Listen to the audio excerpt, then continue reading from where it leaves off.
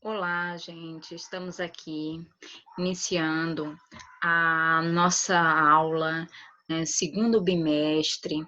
Nós vamos trabalhar aí as organelas, vamos conhecer as organelas membranosas, não membranosas, o hialoplasma.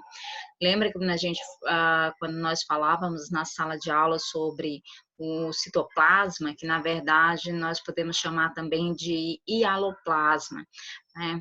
Então, hoje nós iniciamos o nosso segundo bimestre e para iniciar essa aula nós vamos nada mais falar do citoplasma. O que é um citoplasma, né? A gente está observando aqui a célula e a gente está observando que, na verdade, a célula ela tem um preenchimento e esse preenchimento ele é feito pelo o citoplasma. Então, o citoplasma ele vem preencher essa célula.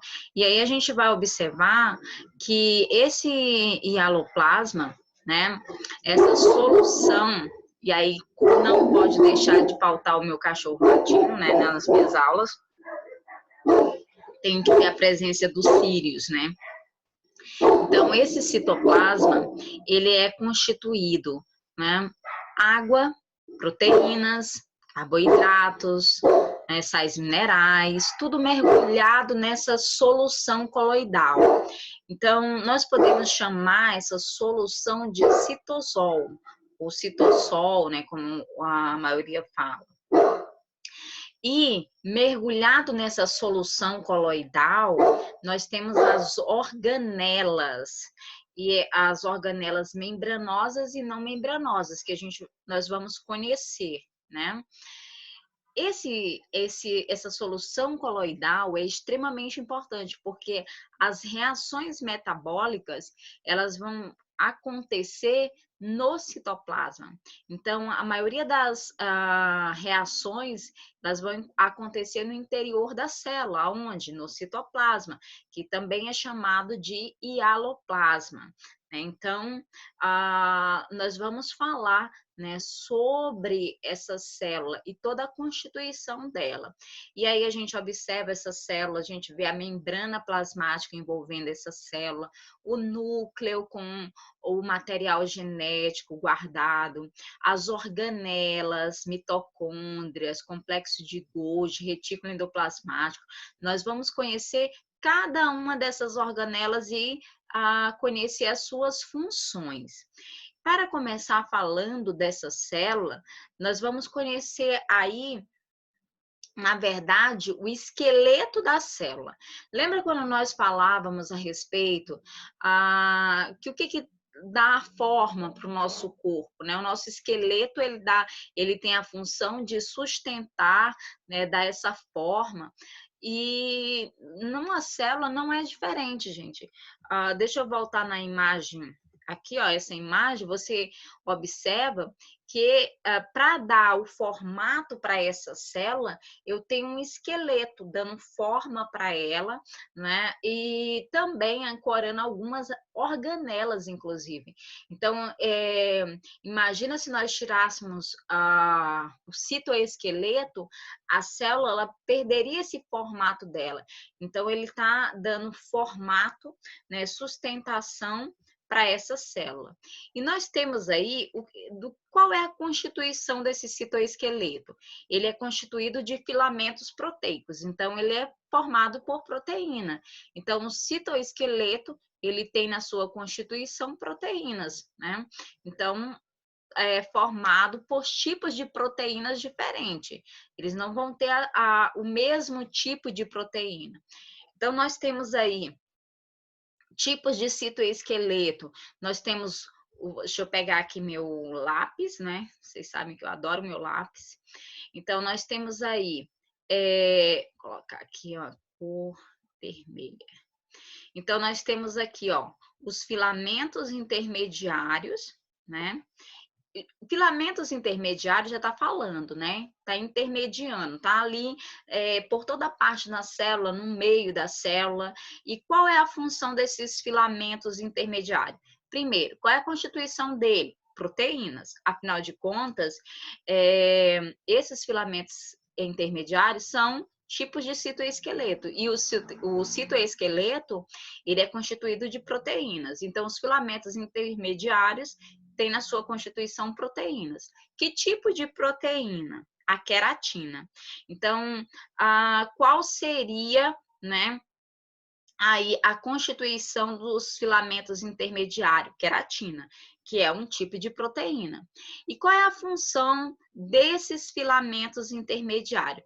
Da ancoragem para algumas organelas. Você está observando aqui, ó, que eu tenho uma mitocôndria. E essa mitocôndria, quem é que está apoiando ela? Quem é que está ancorando essa mitocôndria? É os filamentos intermediários, assim como ele também vai estar dando ancoragem para o núcleo da célula. Então, ele vai estar em todas as partes ali dentro da célula, né, permitindo, dando forma para a célula, ancorando as organelas, assim como ele também vai participar das divisões celulares, né, ajuda no processo de divisão celular, né, esse citoesqueleto, né, ele vai ser fundamental, né, para a constituição aí, para estar dando forma para essa célula. E aí a gente pode ver aqui, ó, uma figura didática, né, mostrando o citoesqueleto, aliás, perdão, o filamento intermediário. E aí que nós temos os microtúbulos, né? Esses microtúbulos, grosseiramente falando, ele parece um cano, né? Então, esses microtúbulos, eles são ocos. E a constituição dele, ele é formado de tubulina, que é um tipo de proteína. Então, esses microtúbulos, nós vamos encontrar aí constituindo próximo do núcleo. Ele vai ajudar a formar cílios, né, e flagelos, que a gente vai ver. Vai estar ajudando a formar os centríolos, que a gente vai conhecer essa organela não membranosa. Então, os microtúbulos, eles também vão participar do processo de divisão celular. Aliás, o citoesqueleto, todos os tipos de citoesqueleto, eles vão estar atuando no processo de divisão celular. E depois a gente vai entender o porquê. Então, os microtúbulos, ele é formado de um tipo de proteína, que seria a tubulina.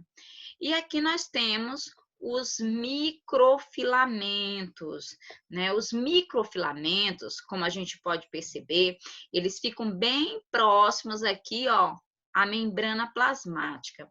E esses microfilamentos, eles são constituídos de actina, que seria um tipo de proteína, né? Essa actina, ela vai trabalhar em conjunto com a miosina e vai estar possibilitando, assim, a contração muscular. Então, o citoesqueleto, o que a gente precisa entender? Que ele é um emaranhado proteico, né, que está dando forma para a célula, que está sustentando, né, essa célula, está ancorando as organelas, o núcleo. A gente precisa entender isso. E esse citoesqueleto, gente, ele não é rígido, né, é formado de proteínas. Então, ele vai ter uma certa flexibilidade, ok? E aí a gente vai, deixa eu apagar aqui para a gente passar para a próxima. E aí a gente vai perceber o seguinte, olha só. Aqui, ó, a gente vai perceber aqui uma célula, né? Aqui nós temos o núcleo da célula, observa os microtúbulos, que é formado de tubulina, né? Então, ele é como se fosse canos ocos, né? Que vai estar bem próximo do núcleo. A gente percebe aqui, ó, nós temos os filamentos intermediários, que está envolvendo toda a célula, né? Formado de quê? De queratina, tá dando forma para a célula, além de sustentar, né, posicionar essas organelas. Nós estamos observando aqui os microfilamentos, que estão bem próximos da membrana plasmática, e esses microfilamentos, né, são formados de actina, que trabalham em conjunto com a miosina para promover a contração muscular. Então, a gente está vendo aí os vários tipos de... Nós estamos observando aqui uma célula, né? E a gente está observando o citoesqueleto. Você veja que é um emaranhado de filamentos proteicos que estão dando formato para essa célula. Esse citoesqueleto... Vou tomar um pouquinho de água aqui, né? Esse citoesqueleto, ele vai realizar movimentos, né? Como eu falei para vocês, ele não é uma estrutura firme, rígida, né? Mas ele vai possibilitar movimentação na célula, tanto dentro da célula como a movimentação da própria célula. E ele vai trabalhar em conjunto também, né, com esse hialoplasma, né? Esse citoplasma. Então, os movimentos que ele vai estar possibilitando que a célula execute seria o movimento de ciclose e o movimento ameboide. Quando a gente fala em movimento de ciclose, são movimentos que vão acontecer dentro da célula. Então, por exemplo, vamos fazer uma mudança do posicionamento de uma organela. A gente está vendo aqui, ó, gente, uma célula vegetal, e a gente observa aqui os cloroplastos. Então, os cloroplastos, eles estão o tempo todo se posicionando, se locomovendo dentro da célula, para pegar o melhor posicionamento para a absorção dessa energia luminosa. Então, essa organela, ela, nesse caso aqui, ó, ela vai mudar o posicionamento dela. E quem que vai ajudar na mudança desse posicionamento? Esse citoesqueleto, executando o quê? O movimento de ciclose, né? O que seria esse movimento de ciclose? A mudança de posicionamento das organelas, das estruturas internas, né, ali no interior da célula, como exemplo as organelas. E um dos exemplos da organela nós temos aí os cloroplastos, mudando seu posicionamento. Quando a gente fala em movimento ameboide, nós vamos observar que é o movimento da própria célula. A célula, ela vai executar esse movimento ameboide quando ela, por exemplo, quer se alimentar, né? Então, até muitas células vão utilizar esse movimento ameboide para sua alimentação ou para defesa do organismo. Então, por que a gente chama de movimento ameboide? Deixa eu pegar aqui o lapisinho para vocês. Vocês vão observar que a membrana plasmática, ela vai se distender, né? E lembra que nós falamos que próximo da membrana plasmática nós temos o quê? Nós temos os microfilamentos formados de actina. Então, a membrana plasmática, ela vai se distendendo, formando falsos pés, que nós chamamos de pseudópodes. Então, esses falsos pés vão permitir a locomoção dessa célula. Movimento ameboide, porque a ameba realiza esse movimento, né? Para a nutrição dela, para ela poder se alimentar, para se locomover, utilizando esse movimento para sua alimentação. Nós temos aqui também os linfócitos, né, utilizando esse movimento ameboide para capturar bactérias. Então, nesse caso, os linfócitos, né, que são que fazem a defesa do nosso organismo, ele utiliza esse movimento ameboide para poder chegar até a bactéria, englobar essa bactéria e fagocitar essa bactéria. Então, o citoesqueleto, ele vai realizar movimento de ciclose e movimento ameboide. Ciclose é o movimento no interior da célula, mudança no posicionamento dessas organelas. E o movimento ameboide seria o movimento da própria célula. A célula, né, ela distendendo-se a membrana plasmática dela para formar falsos pés, que nós chamamos de pseudópodes, para poder estar se movimentando, né? Então, você veja que o citoesqueleto vai possibilitar a movimentação na célula. Vamos lá. E aí, nós vamos dar continuidade falando a respeito das organelas e estruturas que estão dentro da célula. A gente acabou de falar de uma estrutura que seria o citoesqueleto, né? Falamos aí a função desse citoesqueleto, dar formato para a célula, ancorar as organelas, né? Posicioná-las, não é isso? E nós temos aí no interior da célula algumas organelas. E o que são essas organelas? É como se fosse o órgão da célula. Por exemplo, nós temos aí os ribossomos, os centríolos. Então, todas essas organelas, elas vão realizar funções específicas, para que a célula funcione de forma adequada. Então, na verdade, a célula, no interior da célula, nós temos organelas que trabalham em conjunto, para que a célula venha desempenhar a sua função. E cada organela dessa vai ter uma função, mas essas funções em conjuntos vão possibilitar o funcionamento dessa célula. Então, nós temos aí a célula realizando atividades metabólicas, que essas atividades metabólicas realizadas pela célula vão acontecer por conta dessas organelas que vão estar ajudando nessas atividades metabólicas, né? Então, cada organela vai ter uma função específica para que essas atividades aconteçam.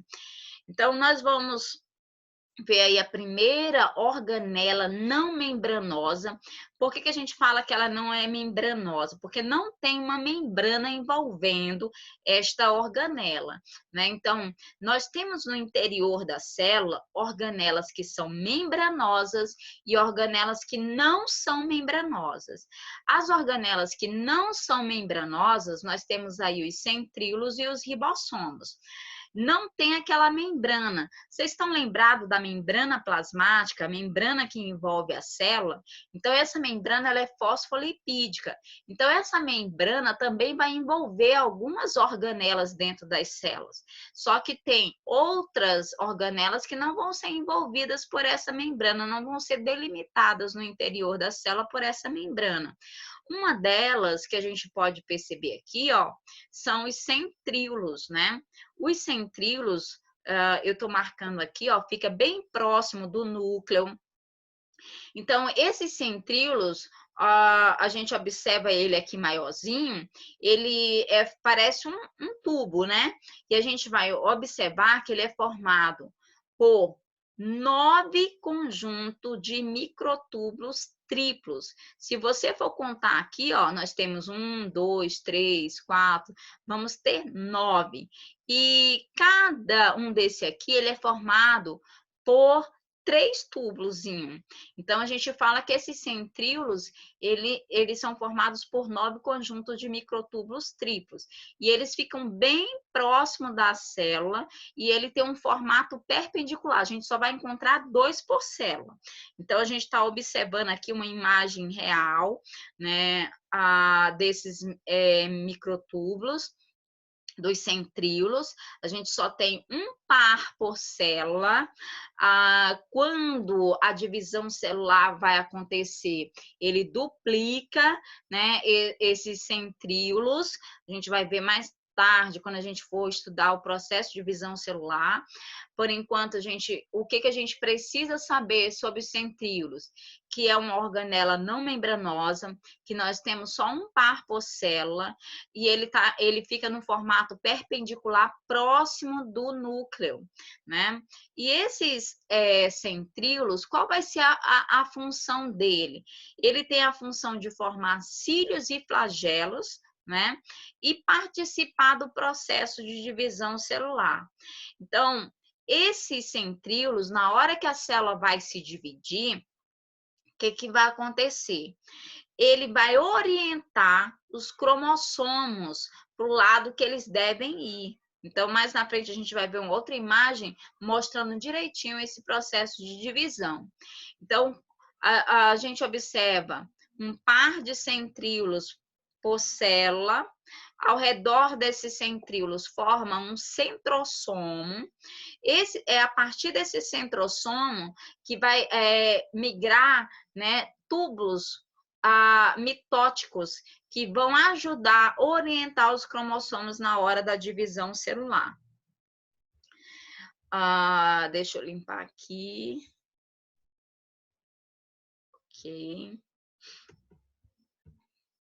Ok. Lembra que eu falei para vocês? Olha aqui, ó. Nós temos, deixa eu pegar aqui meu lapisinho. Nós temos aqui, ó, os centríolos, a célula. Na hora da divisão celular, os centríolos, eles vão se duplicar. E cada par de centríolo, ele vai migrar para o lado oposto. Então, observa que eu tenho aqui, ó, um par de centríolos, outro par de centríolo, formando, né, esse centrosomo. Desse centrosomo vai sair haste. Essas hastes nós chamamos de fusos mitóticos. Esses fusos mitóticos, eles vão se ligar aos cromossomos. E no momento que eles se ligam aos cromossomos, eles vão puxar. Olha aqui, eles puxando, cada um, né, vai puxar para um lado. Por isso que a gente fala que os centríolos, ele atua no processo de divisão celular, porque ele orienta os cromossomos na hora da divisão celular. Outra coisa que é interessante é que no caso, em plantas de grande porte, nós não vamos ter nas suas células os centríolos. Nesse caso, a divisão celular ela vai acontecer orientada pelo citoesqueleto, né? Deixa eu fechar aqui. Nós vamos observar como é que acontece, né, esse processo. Olha só, observa aí os centríolos se duplicando, emitindo os fusos mitóticos, puxando os cromossomos cada um para o lado e as células se dividindo. A gente vai estudar bem isso aí no processo de divisão celular. A princípio, veja aí a função desses centríolos, né? Participar do processo de divisão celular, porque ele orienta os cromossomos na hora da divisão celular. Outra função dos centríolos, que a gente falou, é formar cílios e flagelos. Então, a partir dos centríolos são formados os cílios e flagelos. Os cílios e flagelos, gente, na verdade, eles, a base dele aqui, ó, nós vamos ver que é o corpo basal deles, ele vai ter o formato, deixa eu pegar minha canetinha, ele vai ter o formato, né, dos centríolos, formado por 9 conjuntos de microtúbulos triplos, né? Então, à medida que ele começa a se distender para a formação dos cílios e flagelos, ele não vai ter mais na constituição esses microtúbulos triplos. Ele vai ter só microtúbulos duplos, né? Vai ter 9 conjuntos de microtúbulos duplos e um par central aqui, ó.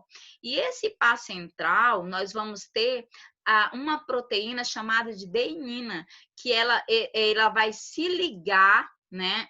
Esse par central, essa deinina vai se ligar a esses microtúbulos duplos, possibilitando assim a movimentação. Então, a gente vai ver que, na verdade, nós temos os centríolos que eles vão se distendendo pela membrana plasmática. Olha aqui, ó, eles vão se distendendo pela membrana plasmática e formando os cílios e flagelos. Os cílios e flagelos, na sua estrutura dele, eles são formados por 9 conjuntos de microtúbulos duplos. Só que, qual vai ser a diferença, né, no caso do cílio e do flagelo? Existe uma diferença deles. Nós vamos observar que os flagelos são mais longos. Nesse caso, nós temos exemplos aqui, ó, do Trypanosoma cruzi, né? Que seria, utiliza-se um flagelo. A gente vai encontrar os flagelos, eles não são numerosos, né? São poucos, né, por células, eles são mais longos. A gente vai observar que tanto os cílios e os flagelos são importantes na movimentação, vai possibilitar a movimentação da célula. Então, nós temos aqui, ó, esse protozoário, né, o Trypanosoma cruzi, flagelado, e o movimento desse flagelo permite a locomoção, né, desse protozoário. Os espermatozoides também, eles vão ter na sua estrutura os flagelos, e os flagelos também vão possibilitar o quê? A movimentação dos espermatozoides. Nós temos aqui, ó, os cílios. Os cílios, como vocês podem perceber, eles são curtos e numerosos, diferente do flagelo, que ele é longo, né? E poucos por célula. Você vai encontrar 2, 3, às vezes só um, né, na célula. Os cílios não, são bem mais numerosos. A gente observa aqui os paramécios, né? Que esses cílios possibilita o quê? A movimentação. Aonde a gente vai encontrar também os cílios? Na região da traqueia. Gente, aqui na região da traqueia, nós temos vários cílios. E esses cílios, eles vão possibilitar a movimentação. Como assim? Quando você respira, muitas partículas de sujeira são inaladas. E aí, o que vai acontecer? Esses cílios, deixa eu pegar aqui meu lapisinho, eles vão possibilitar, ó, imagina que você tem partículas de sujeira aqui, ó, a movimentação desses cílios vai possibilitar com que você elimine essas partículas de sujeira, que é esse muco, né, que acaba se formando. E é interessante a gente falar, gente, que nas pessoas que são fumantes, esses cílios vão perdendo essa mobilidade. Então, eles não conseguem eliminar, né, esse muco com tanta facilidade. E isso acaba provocando aquele pigar, né, que os fumantes têm. Nós vamos encontrar também cílios na tuba uterina. E é interessante a gente falar que a movimentação desses cílios aqui, ó, na tuba uterina, imagina, eu tenho aqui, né, o óvulo, e nesse caso, para que ele chegue até a parede do endométrio e se implante na parede do endométrio, quem é que vai possibilitar essa movimentação até a parede do endométrio? Os cílios, através dos seus movimentos, eles vão possibilitar que esse óvulo chegue até a parede do endométrio. Então, a gente vai ver aqui, ó, qual é a principal função dos cílios e flagelo? Locomoção, movimentação. Lógico que cada um deles, né, vão participar dessa movimentação com suas especificidades, né, a realizar suas funções. Tranquilo? Vamos passar aqui. Olha só, nós estamos observando uma outra organela não membranosa, que são os ribossomos. Primeiro, eu preciso entender uma coisa. Ribossomos eu encontro em todas as células. Todas as células têm ribossomos, professora? Todas as células você vai encontrar os ribossomos. Ela tem todas as células têm ribossomos. E aonde que os ribossomos estão localizados na célula? Eles estão dispersos no citoplasma, eles estão aderidos ao retículo endoplasmático rugoso, é tanto que ele é chamado de rugoso porque ele tem ribossomos aderidos. Nós vamos encontrar os ribossomos aqui, ó, nas mitocôndrias, né? Então, a gente encontra ribossomos dispersos nas mitocôndrias. Nós vamos encontrar os ribossomos também nos cloroplastos. E qual é a principal função dos ribossomos? síntese de proteína. Então, ele vai sintetizar proteínas. E qual é a constituição desses ribossomos, né? Esses ribossomos são formados por proteínas, né? E RNA, né? Então, ele vai ter na sua constituição os ribossomos, proteína e o material genético. E a gente vai observar que esses ribossomos, qual é a função dele? Fazer a leitura da fita de RNA. Então, eles fazem o quê? O processo de tradução, eles vão traduzir a mensagem que estava no RNA. Então, quando os ribossomos começam a fazer a leitura da fita, forma-se, na verdade, um conjunto de ribossomos. Olha aqui, ó, esse conjunto de ribossomos nós chamamos de polissomos ou polirribossomos. Esse conjunto de ribossomos vão fazer a leitura da fita de RNA. E aí, quando se faz a leitura da fita do RNA, nós vamos ter aí as proteínas. Por isso que a gente fala que os ribossomos, eles são responsáveis pela síntese de proteína. E esses ribossomos, gente, nós temos ribossomos que estão soltos no citoplasma, que vão produzir proteínas que vão ser utilizadas dentro da célula, no interior da célula. E nós temos ribossomos que vão produzir proteínas que vão ser utilizadas fora da célula. Então, essas proteínas que estão sendo utilizadas fora da célula, elas ficam aderidas ao retículo endoplasmático rugoso. Então, os ribossomos que estão aderidos ao retículo endoplasmático rugoso, eles vão produzir proteínas que vão ser exportadas, vão ser levadas para fora da célula. A grande maioria vão ser levadas para fora da célula. Se nós formos ampliar esses ribossomos, nós vamos observar que os ribossomos, é formado por duas subunidades. Então, se a gente for pegar aqui, ó, uma subunidade maior, né? Os meninos têm mania de dizer que parece uma coxa de galinha, né?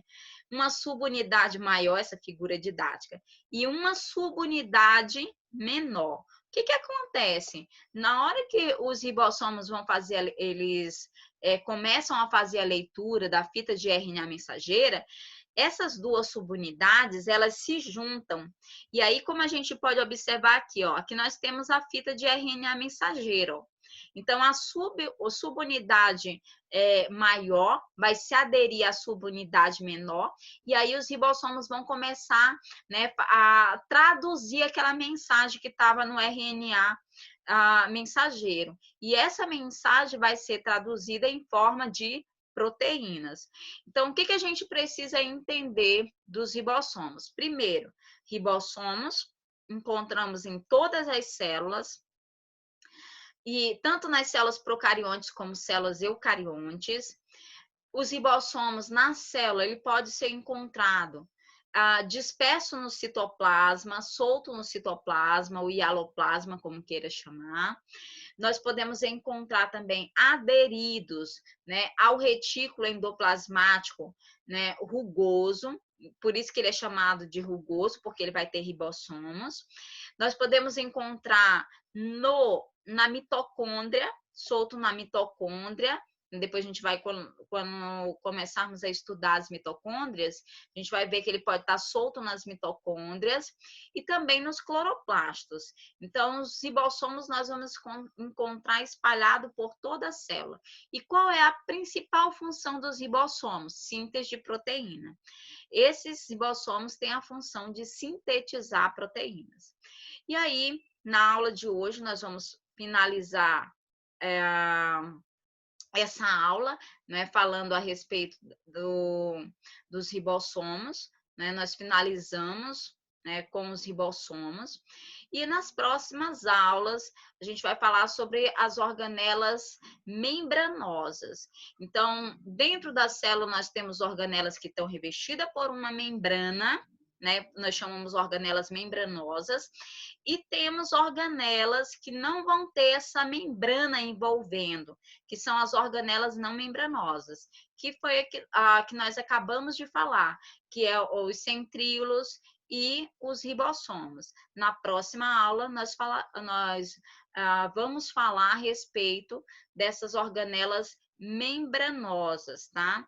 E aí, uma boa aula, não perca a próxima aula sobre as organelas, né? Organelas membranosas, ok?